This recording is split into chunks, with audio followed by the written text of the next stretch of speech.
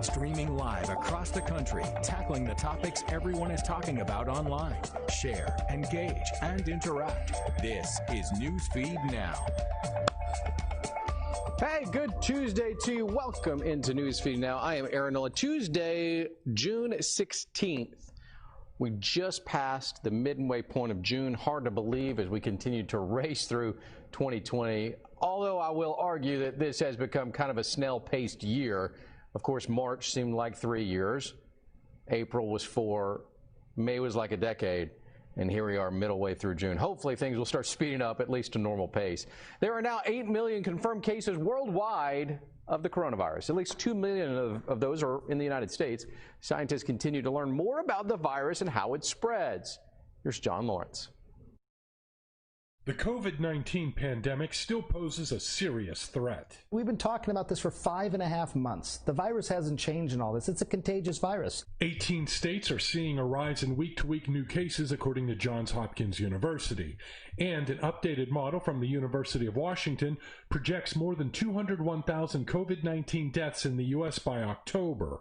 That estimate is up 30,000 from just last week. When we were talking about this in April, they were saying 60,000 people would die by August 4th.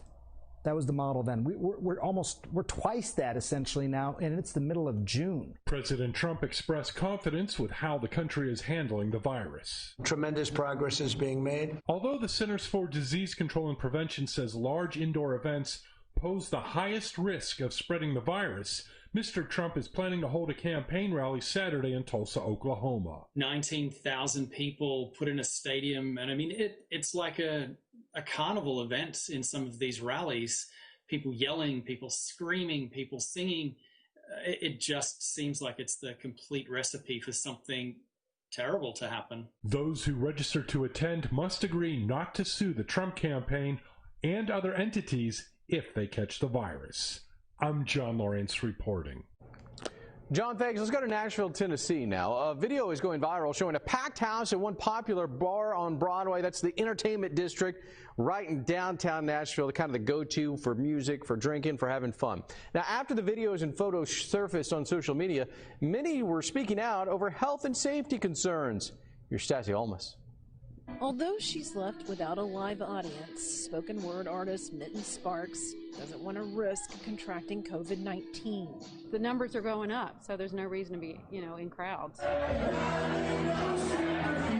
Images and video like this of a packed Kid Rock's honky tonk leave this woman of many words nearly speechless. People are nuts, maybe. They're definitely not being careful. Her guitar player, John Jackson, says the sight is terrifying. I couldn't believe it. I was shocked. And just to see how irresponsible all those people actually are, and it's just scary. Kid Rock's and Honky Tonk Central were among those cited downtown for violating public health emergency orders 4 and 6. The owners saying it's a double standard to allow thousands of people to march in the streets. No justice! No peace! Jackson, however, says the two are not comparable. And I think people have the right to march in the street, and it's a great cause to be doing that. But if you're packed inside an enclosed environment, not out in the open air, it's a whole different ballgame. You're touching stuff constantly. You're drinking. You're singing. You're everything. It's not safe. Let's go live now to Nashville, Tennessee. Erica Francis joins us. And Erica, obviously, Nashville is going to be a big concern, the country music capital, the live music capital of the world. These bars got to reopen at some point. What precautions are going to be put into place to protect those who are going to go bar hopping and go to the honky tonks? So right now in Nashville, we are still in phase 2 of reopening.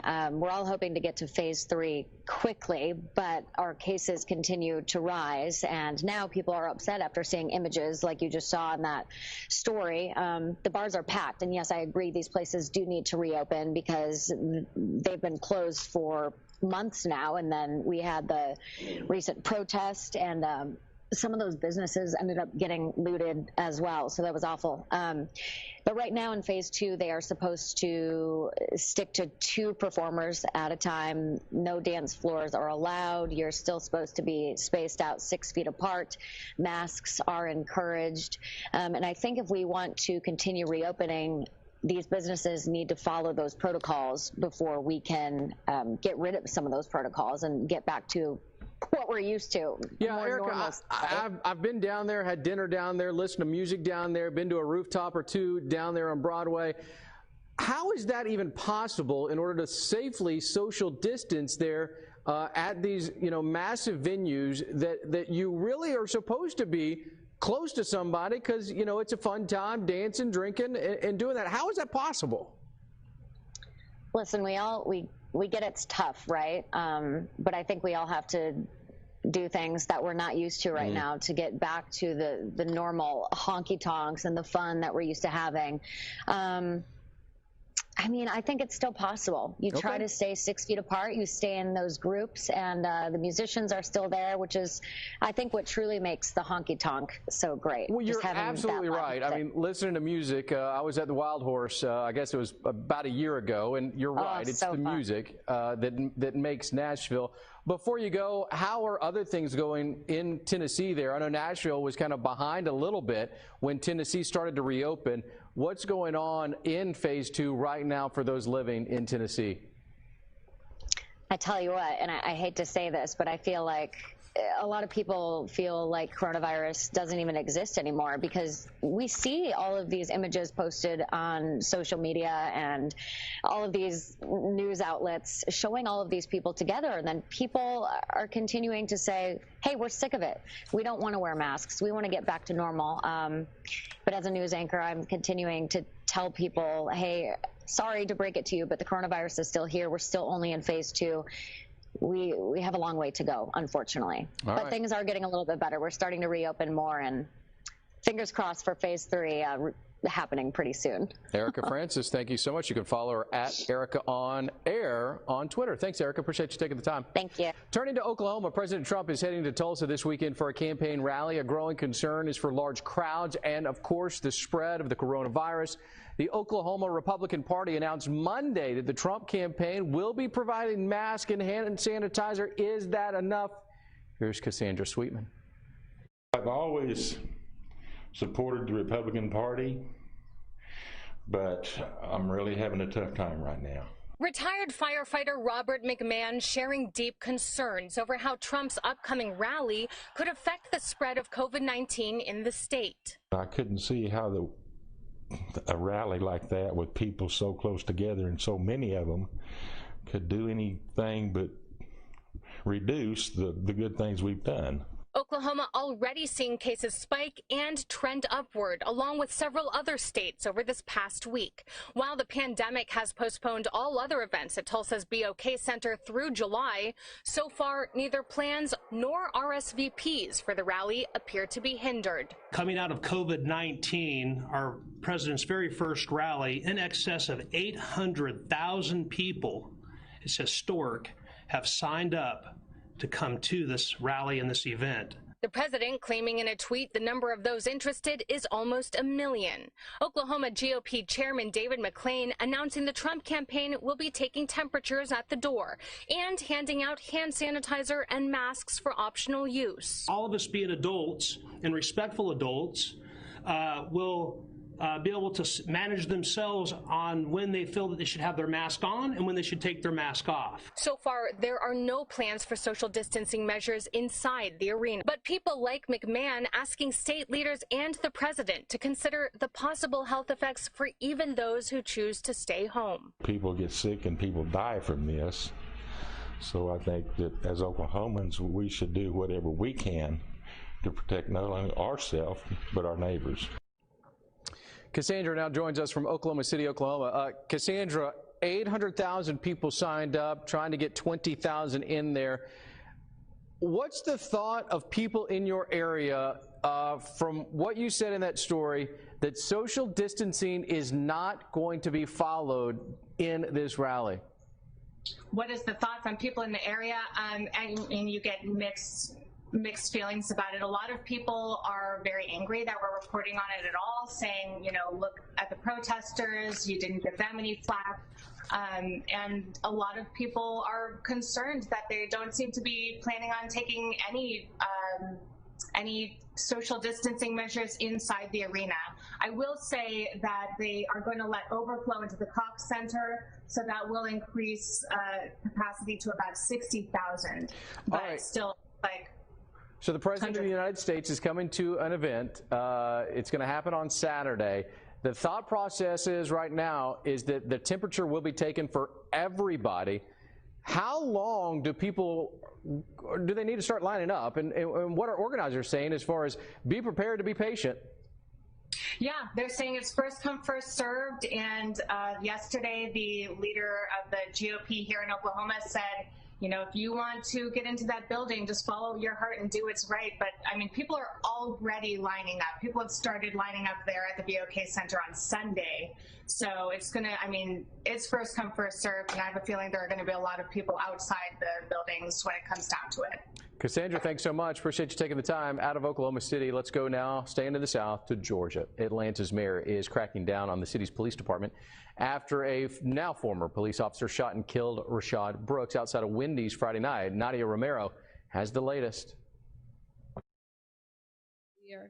That we do not have another day, another minute, another hour to waste.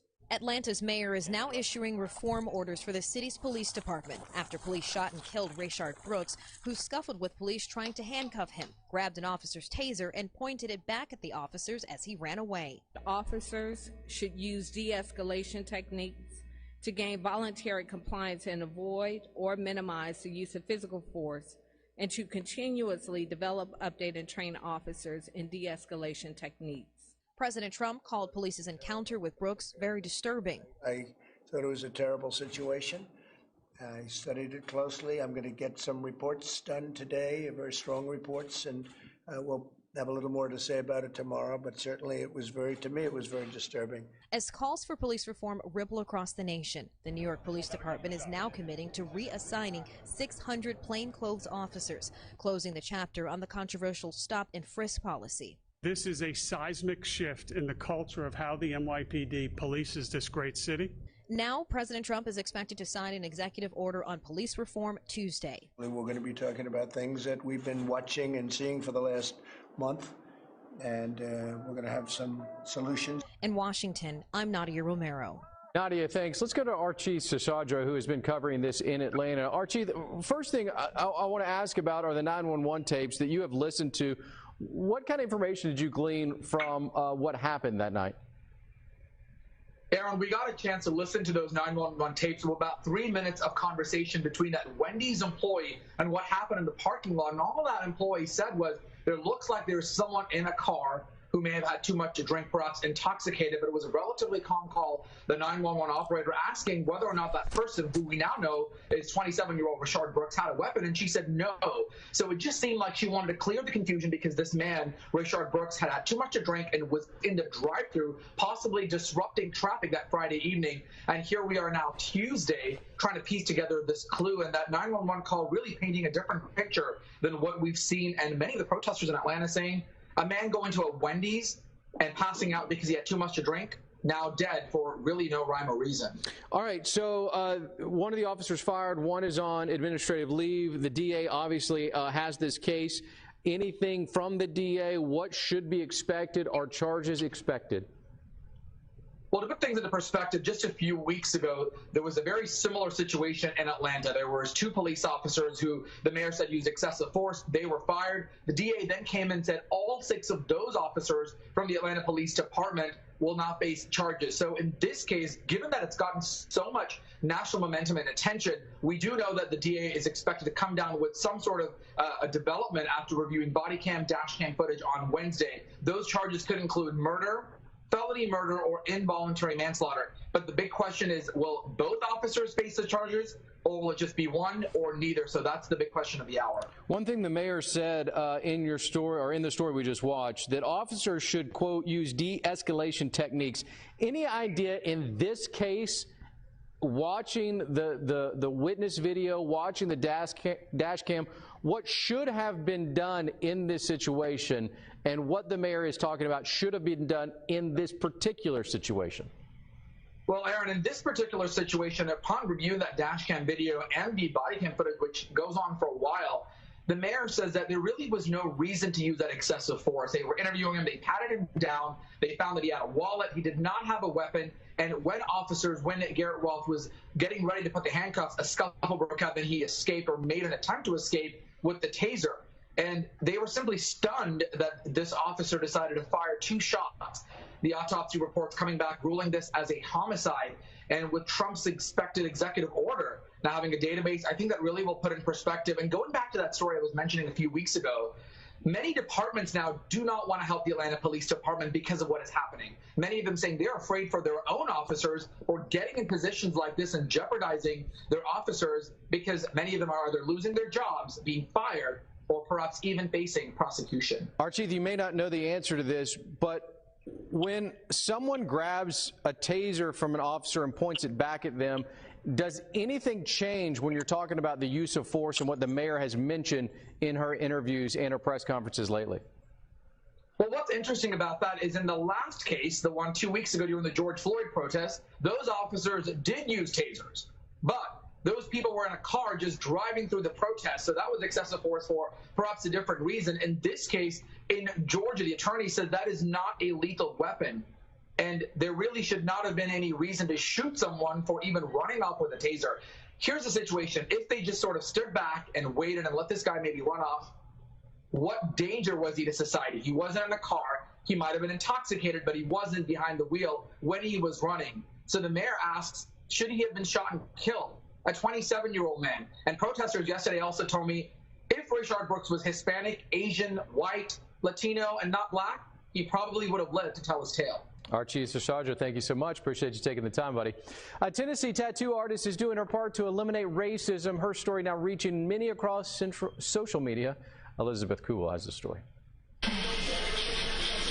Jenny Rivera has been a tattoo artist for 7 years, but she's taking a step in her career she never has before, now doing free cover-ups on racist tattoos. To get that hate off of them and make them be able to breathe better and just live their life as they should, instead of having that constant reminder of something that they might have used to be a part of or just didn't even think about when they were doing it. Inspired by another tattoo artist she had seen, Jenny posted about her own offer over the weekend. The response has been overwhelming. It's been way more than I thought we were going to take advantage of it, which is good. It's just I didn't know I was going to have a whole day to sit down and talk to these people. Saying she has already heard from between 30 and 40 people reaching out. Well, most of them say that they're just in a different place in their life, but some of them have told me that they didn't even mean for them to be a racist tattoo. But her mission is to help eliminate the hate associated with them, doing it in the way she knows best. I know that this is like my wheelhouse right here, and I can help just by using my own every day. For Good Morning Tennessee, Elizabeth Kubel, WATE 6 on your side. Take a look at this before we go. In New York, quite a shock. A bear running around. This is a news crew chasing a bear. Look, boo-boo. You need a picnic basket. That's a horrible job. It jumps over the guardrail. Hopefully never to be seen again, right? Police joined in on the chase as well. The bear disappeared into the woods. We're going to disappear until tomorrow. Have a good day.